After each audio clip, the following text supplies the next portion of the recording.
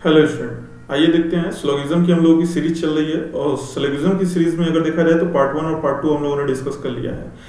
Part 1 में हम लोगों ने डिस्कस किया था कि स्लोगिज्म का बेसिक चीज क्या है और उसके पॉजिटिव कंक्लूजन क्या है। स्लोगिज्म 2 में हम लोगों ने डिस्कस किया था नेगेटिव कंक्लूजन क्या होता है। आज स्लोगिज्म पार्ट 3 में हम लोग डिस्कस करेंगे ईदर आर कंडीशन क्या होता है। काफी सारे बच्चों को सबसे ज्यादा डाउट स्लोगिज्म पार्ट 3 यानी ईदर आर कंडीशन में होता है। और ईदर आर कंडीशन हम लोग 5 क्वेश्चन में से अगर देखा जाए तो 2 क्वेश्चन लगभग एग्जाम में पूछ दिए जाते हैं। इधर आर कंडीशन ना क्लियर होने की वजह से बच्चों का ये 2 नंबर रुक जा रहा है। आइए हम इसी चीज को आज पूरी तरह से क्लियर करेंगे कि स्लोगिज्म पार्ट 3 में क्या कंडीशन होती है, इधर आर कंडीशन क्या होता है। चलिए सबसे पहले हम लोग ये बात करेंगे कि इधर आर कंडीशन होता क्या है, इधर आर कंडीशन कहते किसे हैं, जिसका नाम हम ले रहे हैं, ये जो एग्जाम में पूछा जा रहा है, ये इधर आर कंडीशन होता क्या है। तो इधर आर कंडीशन के बारे में अगर हम बात करें तो कोई भी दो डाउटफुल सिचुएशन के बीच में अगर हमें दो डाउटफुल सिचुएशन के बीच में अगर हमें रिजल्ट क्लियर करना है या रिजल्ट बताना है तो वो रिजल्ट हमेशा इधर आर को रिप्रेजेंट करेगा। जैसे एग्जांपल लीजिए, एक सिक्के को उछाला जाता है तो सिक्के को उछालने के बाद से रिजल्ट कितने आएंगे, या तो हेड आएगा या तो टेल आएगा।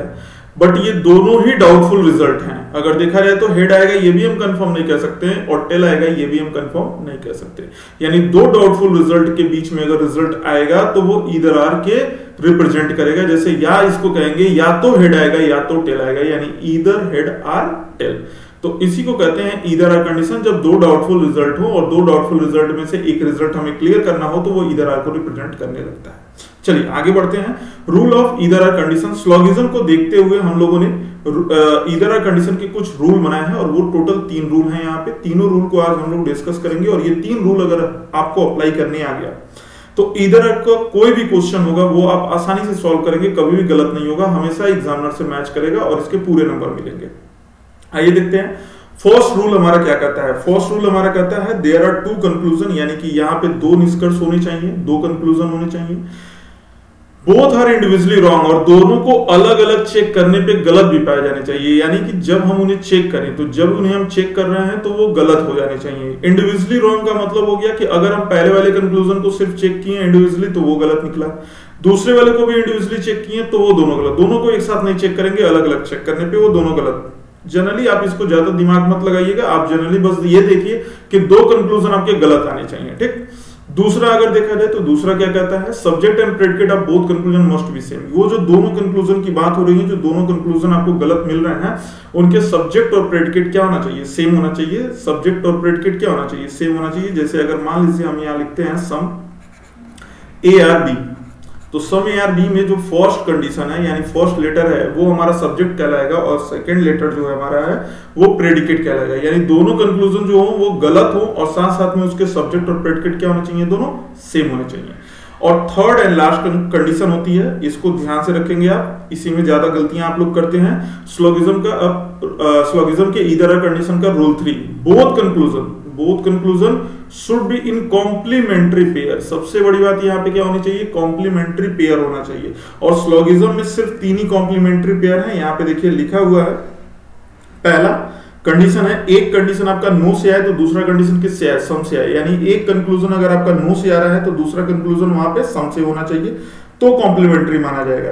या फिर एक कंक्लूजन आपका सम नॉट से आता है तो दूसरा कंक्लूजन आपका ऑल से आए तो कॉम्प्लीमेंट्री माना जाएगा। या तीसरा कंडीशन, एक कंक्लूजन आपका सम नॉट से आए तो दूसरा कंडीशन आपका सम से आए।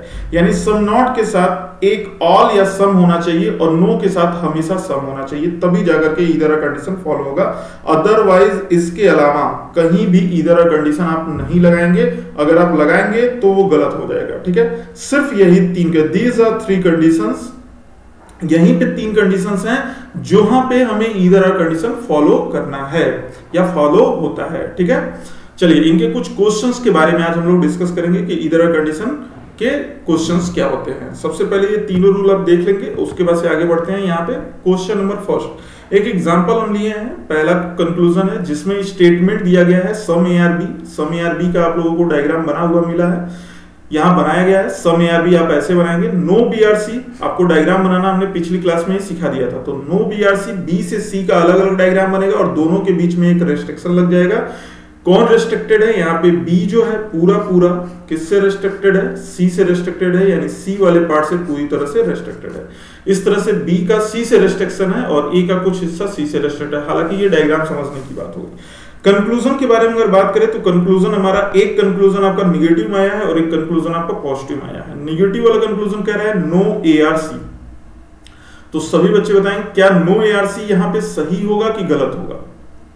अगर हम बात करें नो ARC का मतलब क्या होता है? नो ARC का मतलब होता है कि 100% सब्जेक्ट 100% प्रेडिकेट से 100% प्रेडिकेट से पूरी तरह से क्या हो जाए? मना हो जाए।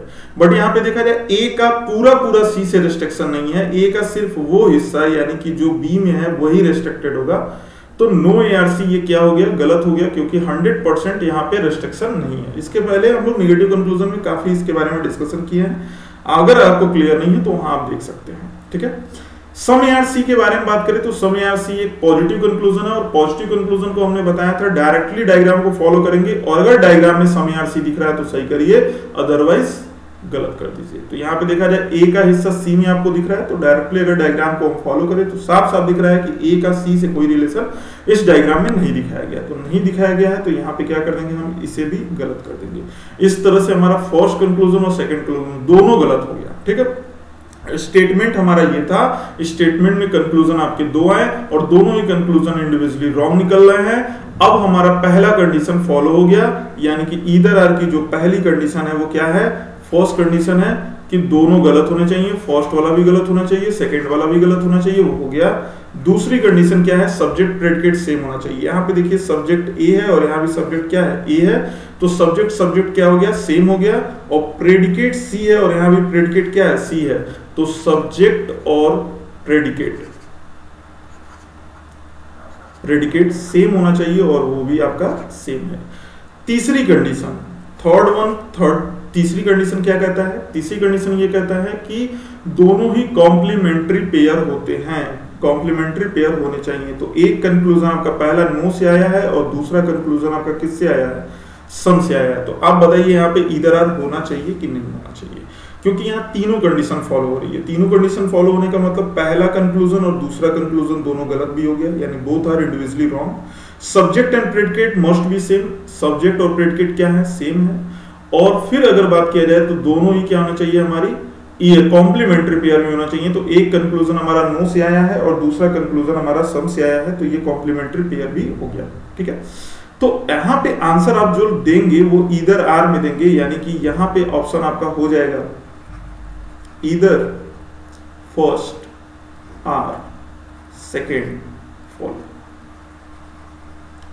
समझ में आ गया होगा? अब फिर से देख लीजिए यहाँ पे अगर देखा जाए तो तीन कंडीशन, हमारे तीनों कंडीशन के बारे में यहाँ हम लोगों ने डिस्कस किया था।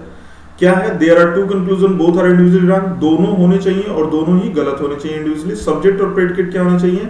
सेम होने चाहिए। तो सब्जेक्ट और प्रेडिकेट देखिए सेम थे। बोथ कंक्लूजन कॉम्प्लीमेंट्री पेयर आपके तीन होते हैं, एक नो होता है, एक सम होता है, एक सम नॉट होता है, एक ऑल होता है, एक सम नॉट होता है, एक सम होता है। तो यहाँ पे एक पेयर हमारा नो और सम का बन रहा था, दोनों कंक्लूजन गलत हो रहे थे, सब्जेक्ट प्रेडिकेट सेम थे। देखिए हम ईदर आर लगा दिए। ये तीन कंडीशन जहां भी फॉलो होगा वहां ईदर आर लगेगा, बाकी कहीं भी ईदर आर नहीं लगाएंगे। ठीक है, बात क्लियर है सभी लोगों को? चलिए आगे एक और एग्जांपल लेते हैं हम लोग, दूसरा क्वेश्चन देखते हैं। तो क्या बोला जा रहा है? All AR B, no BRC और some CR D। All AR B का जब डायग्राम आप बनाएंगे तो कैसा बनाएंगे? देखिए सबसे पहले एक सर्कल बनाएंगे जो A का होगा, ऑल AR B यानी B का एक डायग्राम बनेगा जो पूरे A को कवर कर लेगा। नो BRC, B से C का हम क्या कर देंगे? रेस्ट्रिक्शन लगा देंगे। यहाँ पे देखिए लगा दिया गया B से C का।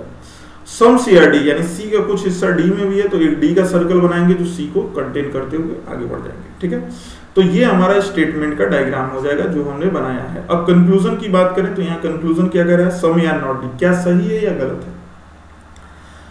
तो यहां पे आप समझ लीजिए कि सम या नॉट डी अगर देखा जाए तो ए का जो हिस्सा है डी के कुछ हिस्से से मना है और मना होना चाहिए तो पूरे पूरे से होना चाहिए। अब कुछ लोग कहेंगे यहाँ सम नॉट का केस है तो सब कुछ, ये सम ए के लिए बोला गया है, यानी ए का कुछ हिस्सा डी से मना होना चाहिए, नो कि डी का कुछ हिस्सा ए से मना। तो यहाँ अपोजिट रिलेशन चल रहा है तो इसको आप गलत करेंगे। इसके बारे में डिटेल हम लोग नेगेटिव कंक्लूजन में भी डिस्कस किए थे। Some D are not B, some D are not B ये बिल्कुल सही हो जाएगा, क्योंकि यहां पे देखा जाए तो डी का कुछ हिस्सा, कौन सा हिस्सा, डी का ये वाला हिस्सा किससे रेस्ट्रिक्टेड है, बी से restricted. Some D are not B यानी कि some D are not B यहाँ पे सही हो जाएगा, बिल्कुल सही बोला जा रहा है। दूसरा कंक्लूजन हमारा सही हो जाएगा, लेकिन वहीं पे पहला कंक्लूजन आप सही नहीं करेंगे, जैसे ही सही करेंगे आप बहुत बड़ी गलती कर देंगे। तो ये ध्यान दीजिएगा, अगर आपको थोड़ा बहुत भी ऐसे कंक्लूजन में डाउट है जो बच्चों को होता है तो कोई दिक्कत की बात नहीं है, आप निगेटिव कंक्लूजन वाले कॉन्सेप्ट में जाइए, वहां पे आप क्लियर करिए, बहुत अच्छे से क्लियर हो जाएगा। ठीक है, ऑल ए आर डी के बारे में बात करें तो ऑल ए आर डी क्या सही है या गलत है। तो ऑल ए आर डी के बारे में अगर हम बात करें तो पॉजिटिव कंक्लूजन है। ये क्या है, ऊपर के दोनों निगेटिव थे, लेकिन ये तीसरा कंक्लूजन हमारा पॉजिटिव कंक्लूजन है। पॉजिटिव कंक्लूजन में हम क्या कहते हैं कि डायरेक्टली देखिए, अगर डायग्राम में दिख रहा है तो सही है, अगर नहीं दिख रहा है तो गलत है। तो क्या ऑल ए आर डी किसी को दिख रहा है इस डायग्राम में, ए हमारा यहाँ पे है, ये हमारा ए है और ये हमारा डी है, तो यहाँ ए और डी में कोई रिलेशन नहीं दिख रहा है, ना कि पूरा ए डी दिख रहा है। तो जो नहीं दिख रहा है पॉजिटिव में उसे हम गलत कर देते हैं। ठीक है, तो इस तरह से देखा जाए तो हमारा पहला और तीसरा कंक्लूजन यहाँ पे गलत आ रहा है और दूसरा कंक्लूजन सही हो रहा है। अब कुछ स्टूडेंट ये कहेंगे कि यहाँ पे ओनली सेकंड फॉलो आंसर होगा, नहीं। अगर हम देखें यहाँ पे तो देखिए एग्जामिनर आपके सामने क्या कर रहा है, पहला कंक्लूजन आपको गलत दिया और तीसरा कंक्लूजन आपको गलत दिया, और दोनों के सब्जेक्ट प्रेडिकेट क्या है, सेम है। इसका देखिए ए है तो इसका भी क्या है, ए है, और इसका प्रेडिकेट डी है तो इसका भी प्रेडिकेट क्या है, डी है, यानी सब्जेक्ट प्रेडिकेट क्या हो गया, सेम हो गया। तो सबसे पहली बात कि ईदर आर के तीन कंडीशन, और तीनों कंडीशन में से पहला कंडीशन होता है कि दोनों गलत होने चाहिए। यहाँ पे पहला गलत और ये तीसरा वाला भी गलत, दो कंक्लूजन यहाँ पे गलत दिख रहे हैं। सब्जेक्ट प्रेडिकेट सेम होने चाहिए, सब्जेक्ट प्रेडिकेट भी आपके क्या है, सेम है। और तीसरी कंडीशन जो सबसे इंपॉर्टेंट है उसको देखना कि क्या ये कॉम्प्लीमेंट्री पेयर है कि नहीं है। तो आप बताइए, फर्स्ट कंक्लूजन गलत हुआ है वो सम नॉट से था, थर्ड कंक्लूजन जो गलत हुआ है वो ऑल से था। क्या सम नॉट और ऑल कॉम्प्लीमेंट्री पेयर होता है, तो बिल्कुल होता है। तीन कॉम्प्लीमेंट्री पेयर होते हैं, नो के साथ सम नॉट के साथ ऑल और सम नॉट के साथ सम, ये तीन कॉम्प्लीमेंट्री पेयर होते हैं, जिसमें से ये भी कॉम्प्लीमेंट्री पेयर है। तो पहले और तीसरे में ईदर आर लगेगा, यानी इस क्वेश्चन का आंसर जब आप देंगे तो क्या देंगे, only second and either first or third follow, ये आपका करेक्ट आंसर होगा। 4 ऑप्शन या 5 ऑप्शन में से जो भी आपका ये वाला ऑप्शन होगा वही ऑप्शन आपका करेक्ट है। बात समझ में आ गई सभी लोगों को। चलिए आगे बढ़ते हैं, तीसरे क्वेश्चन में एक और एग्जांपल लेते हैं जहां पे आपको और थोड़ा सा क्लियर हो जाए।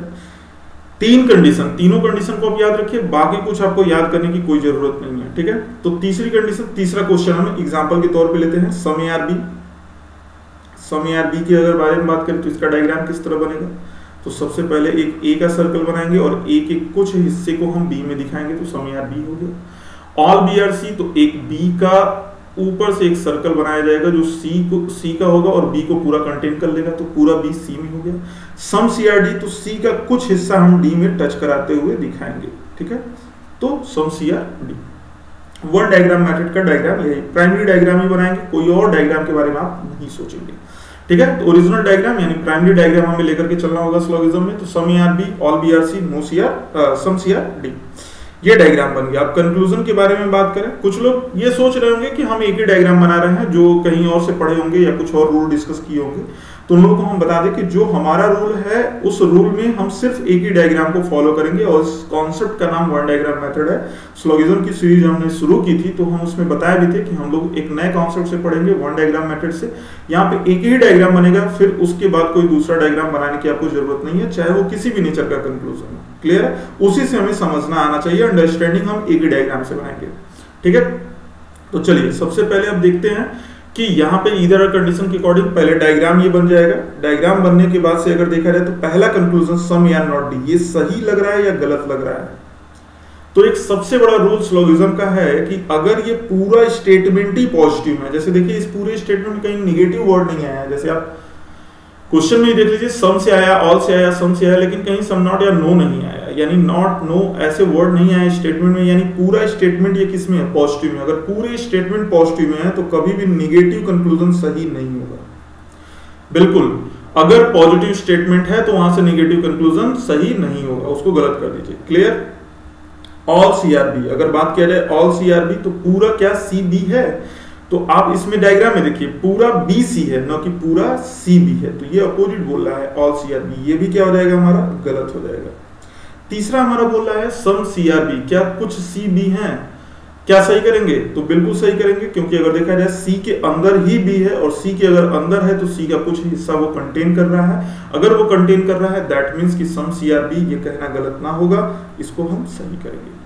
लास्ट वन हमारा some A R D, some A R D के बारे में अगर बात करें तो क्या ए का कुछ हिस्सा आपको डी में दिखाई दे रहा है, तो आप कहेंगे बिल्कुल नहीं दिखाई दे रहा है। ए का जो हिस्सा है वो बी में थोड़ा गया है या थोड़ा सी में गया है, लेकिन डी में कहीं नहीं गया है, या डी का हिस्सा ए में नहीं है, तो ए का डी से कोई रिलेशन हमें नहीं दिख रहा है, इसलिए क्या कर देंगे, गलत कर देंगे।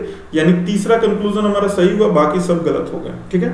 लेकिन ध्यान देना, जब कभी भी ऐसा आपके साथ हो तो थोड़ा सा संभल जाइए। क्यों संभलने की जरूरत है, जब कभी भी एक ही तरह के दो कंक्लूजन आपके गलत हों, जैसे फर्स्ट एंड फोर्थ, पहला और चौथा, ये भी ए और डी से रिलेटेड कंक्लूजन था, ये भी ए और डी से, तो एक ही तरह के अगर दो कंक्लूजन गलत हो रहे हैं एक ही क्वेश्चन में, तो कहीं ना कहीं एग्जामिनर वो इधर आर की तरफ इशारा कर रहा है। तो चलिए देखते हैं इधर आर की तीन कंडीशन कौन कौन सी होती है। तो पहली कंडीशन होती है कि भाई दोनों गलत होने चाहिए, तो देखिए पहला गलत और चौथा गलत, हम पहले और चौथे की बात कर रहे हैं, पहला और चौथा गलत, दोनों के सब्जेक्ट प्रेडिकेट सेम होने चाहिए। तो ये देखिए इसका सब्जेक्ट और इसका सब्जेक्ट सेम है, इसका प्रेडिकेट डी है और इसका प्रेडिकेट डी है, तो ये भी सब्जेक्ट प्रेडिकेट क्या हो गया, सेम हो गया, ठीक है।